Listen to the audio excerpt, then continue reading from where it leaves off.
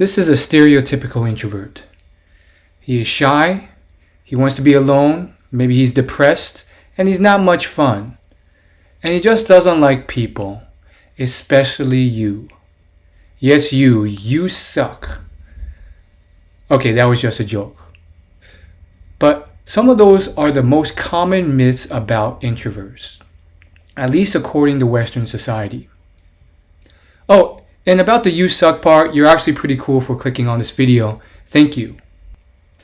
I want to talk about the reality of an introvert, which happens to not really align with stereotypes.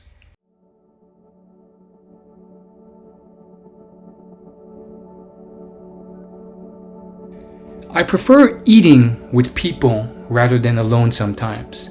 I spend most of my day working from a computer by myself, so I need to socialize. I'm comfortable eating alone too. I have no shame about it. Just because you're alone doesn't mean you're uncool. It can be less bothersome.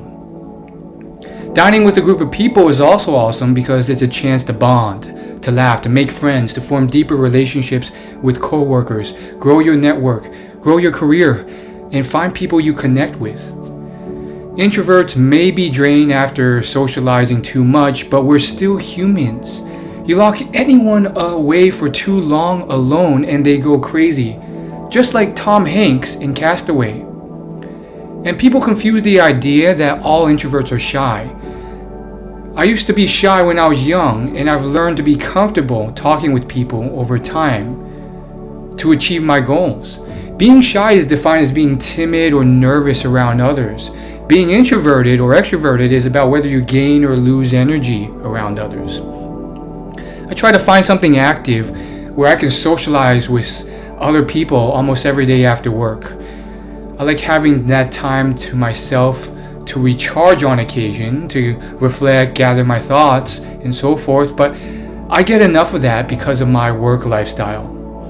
I need some time to talk to real people that I get along with about things I'm curious about. That said, I do hit my limit where I'm ready to go home and recharge. Sometimes that's in 1 hour or 2 or 3. I don't like the label of introvert versus extrovert because I don't think many people fit nicely into those groups, like myself. And introverted extrovert is not a phrase that fixes things either. I've met a decent amount of people over my life and some of them don't fit that mold. I know someone who says he's an extrovert since he gets energized by talking to other people, but he says only certain people do that for him. Depends on the person. The way I operate isn't really as an extrovert and doesn't fit the mold of other introverts. Some introverts can go days, weeks, or a whole pandemic happily without activities that require much socializing, like a painting class, a walk in the park, or a walk in a museum. I like those things too for sure, just in moderation. I guess I've changed, grown, or maybe my goals are different in this era of my life.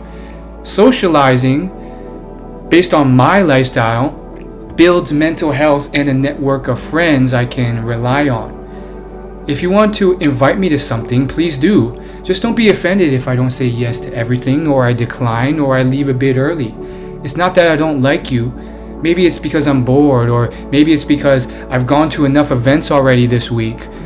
But it's likely because I lose energy from staying too long. Just understand that I need to go home and recharge to feel alive. I recently went out to a rooftop lounge that someone I knew recommended. I was scared of going out, yet the alternative was another dull, predictable, dreadful night of watching TV. I went out, summoned up the courage to approach a group, and they ended up being young med students who really liked me. A couple weeks later, I got invited out by one of them to a sold-out stand-up comedy show. I got to sit right up close, right in front of the comedian in a seat that was in front of the reserved seating for free. That would have never happened if I stayed home. I'm not saying that extroversion and socializing is always better. That's an unfortunate myth by Western society.